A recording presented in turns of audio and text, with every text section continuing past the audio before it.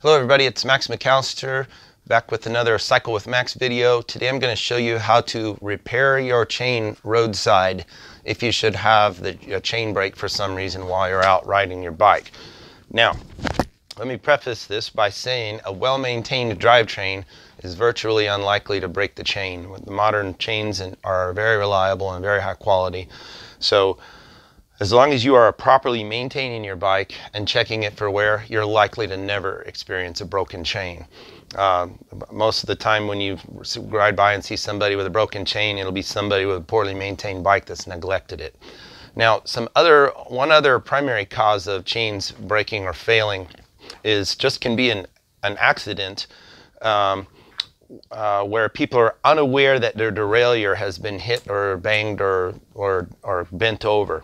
So while transporting your bike, it's very easy for your bike can collide with something. Sometimes people have more than one bike hanging on a bike rack and they're not making sure that the drive sides never face each other. So if anything bangs your derailleur, it can bend the derailleur hanger in, and now your derailleur is going to let your chain drop off when you go into your easiest cog, because it's still going to shift the same distance, but now that it's moved, you have bent it over accidentally, it's going to shift off and drop off, and the chain's going to ball up and wind up behind your cassette in a big mess. Now, that can also happen if your bike just tips over. So if your bike's at your car, your truck, you're getting ready or whatever, and your bike tips over in the parking lot, if it falls on the right side, you need to come and take a visual inspection of your bike, and then before you go anywhere, make sure that it's still shifting properly. So if you see any scratches or damage on your derailleur, you know you may have hurt it. And if you come around here, your derailleur hanger should be vertical and straight up and down. So this is your derailleur hanger, this bracket right here that holds your derailleur on your frame. Okay, that's a replaceable part, and it's designed to actually break if you were to impact the derailleur negatively, and so that it doesn't damage the frame set. So in the old days, steel frame bikes, you'd actually damage the frame. So if you've bent that it'll allow the chain to drop off in between the cassette and the spokes and make a big mess. So that can cause your chain to break. Now, in the best case scenario, your chain will just break and nothing will go wrong. So we're going to kind of talk about the best case scenario in a minute. In the worst case, it's going to be wrapped up in here and things are going to be crazy. So you may have to unravel a mess. So take your time, study it, move the chain as best you can. If it's gotten lodged between the cassette and the spokes, you can actually bend push on your spokes. They'll flex some to help you get the chain loose. So take your time and check all of that as you get it apart. Once you have it apart, you can just kind of look at it in a straight line and make sure it's not bent or twisted, because if it's actually twisted and physically damaged, then your ride's over and you're going to have to find a way home. As long as the chain still seems to be functional and in working order, go ahead and we're going to go ahead and repair it and put it back on the bike and get going again. Now, the other day in a spares video, I mentioned having a spare derailleur hanger with you, which is very easy to change, and making sure that you carry the master link, the power link, for your bicycle on your bike at all times. It's very small and takes up no space.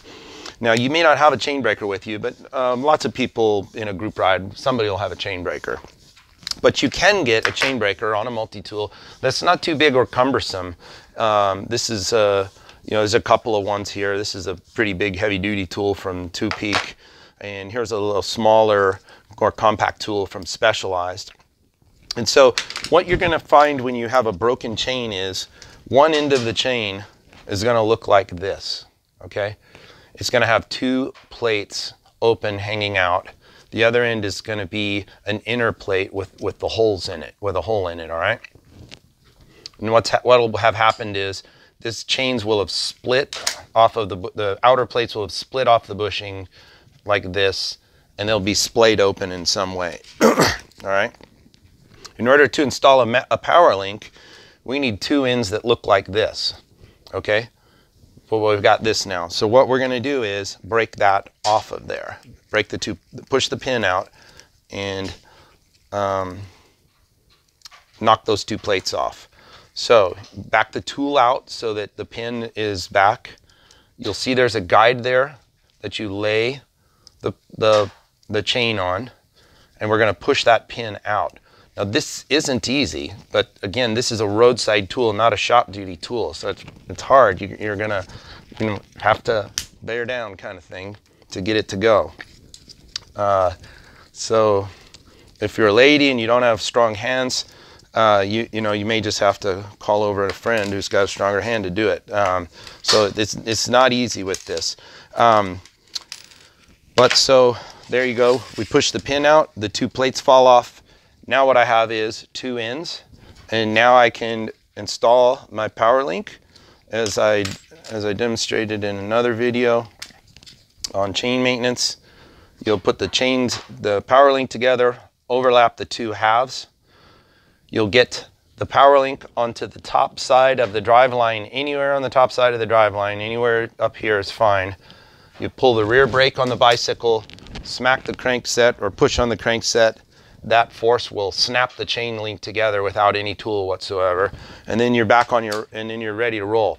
Before you roll, have a friend hold your seat up in the air, pedal your bike, cycle it through the gears on the rear derailleur, and make sure that the chain isn't going to fall off to one side of the cassette or the other, and make sure that it's still indexing properly and that no damage was done when the chain broke. That'll also give you a chance to hear if it's popping or skipping or malfunction, and then it will give you a chance to look for in case you have a kinked link or something that's stuck or bound from the chain being damaged.